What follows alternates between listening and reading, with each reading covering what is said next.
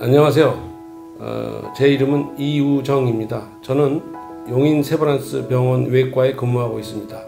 그 외과 중에서도 간 담도 췌장을 수술하는 주로 그 중에서 주로 췌장암 수술을 많이 하고 있지만 간담체 외과에 근무하고 있습니다.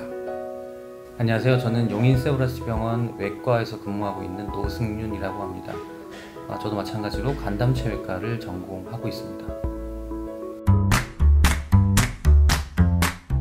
아시다시피 췌장암은 외과뿐 아니라 전체 과에서도 그 악성도가 가장 위험한 그런 암 중에 하나고, 근데 문제는 초기에 증상이 거의 별로 없다는 게 또 문제입니다.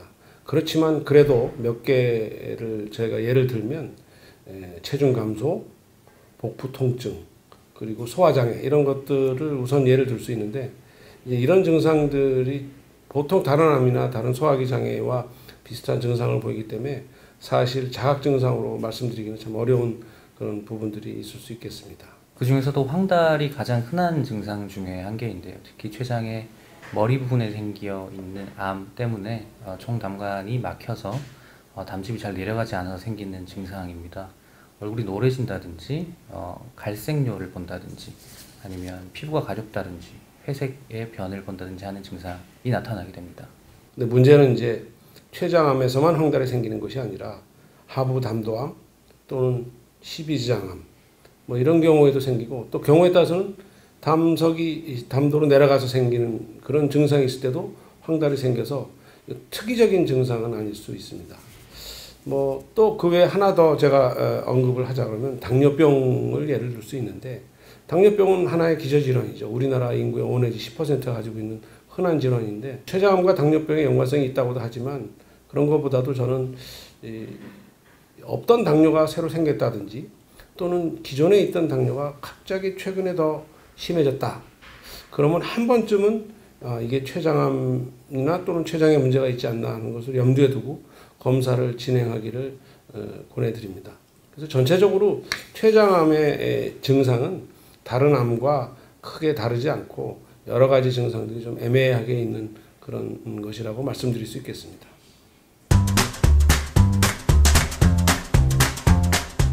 자각 증상과 마찬가지로 그 증상이 거의 없거나 또 다른 소화기 계통의 증상들하고 비슷해서 사실 진단도 사실 어렵습니다. 그래도 좀 더 정확한 진단을 하는 그런 검사 방법들이 좀 많이 발전이 된 것들이 여러 가지가 있는데, 그 중에서도 뭐 혈액 검사, 황달을 볼 수 있는 혈액 검사가 있고, 또 초음파, 그다음에 우리가 알고 있는 전산 단층 촬영술, CT라고 보통 얘기하죠. 이런 것들이 비교적 보편적이고 평범한 진단 검사 방법 중에 하나라고 말씀드릴 수 있습니다.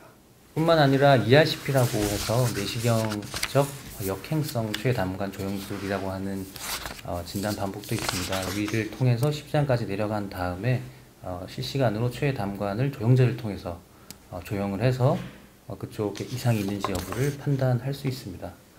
뿐만 아니라 내시경으로 초음파를 할 수도 있습니다. EUS라고 하는 진단 방법인데요. 이 췌장이라는 장기가 위와 십이장 바로 옆에 존재하기 때문에 내시경으로 거기까지 들어간 다음에 그 끝에 달려있는 조그마한 초음파를 통해서 췌장을 실시간으로 확인할 수 있는 방법이고요. 보통 만성 췌장염이나 뭐 췌장암 등의 간별, 혹은 주위에 림파선에 전이가 있는지 혹은 혈관에 침범이 있는지 여부를 확인하는 데 도움을 줄 수 있다고 알려져 있습니다. 여러 가지 검사 방법들이 많이 개발이 되어 있다는 얘기는 어느 하나가 다 정확하지는 않다는 얘기가 되겠죠. 그래서 일반적으로 초음파나 CT는 그 암의 크기가 한 1cm 정도 이상이 되면 검사가 되고요.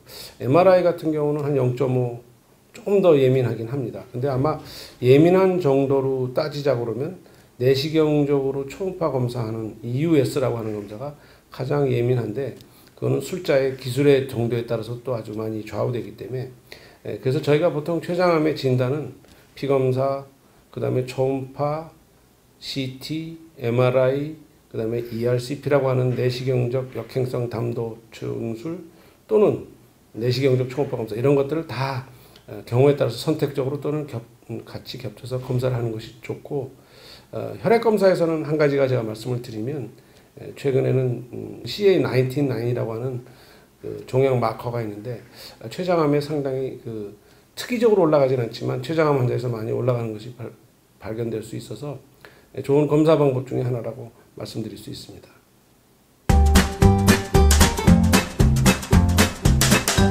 치료 방법은 그 암의 크기, 그다음에 암이 머리 쪽에 있냐, 몸에 있냐, 꼬리에 있냐는 위치, 또 암이 우리가 보통 얘기하는 1기, 2기, 3기, 4기 하는 병기, 또 환자의 나이나 건강 상태 이런 것들을 다 고려해서 결정하게 됩니다. 위치로 얘기하자면 머리 쪽에 있는 경우에는 주로 최두부 절제술이라는 수술을 하게 되고요.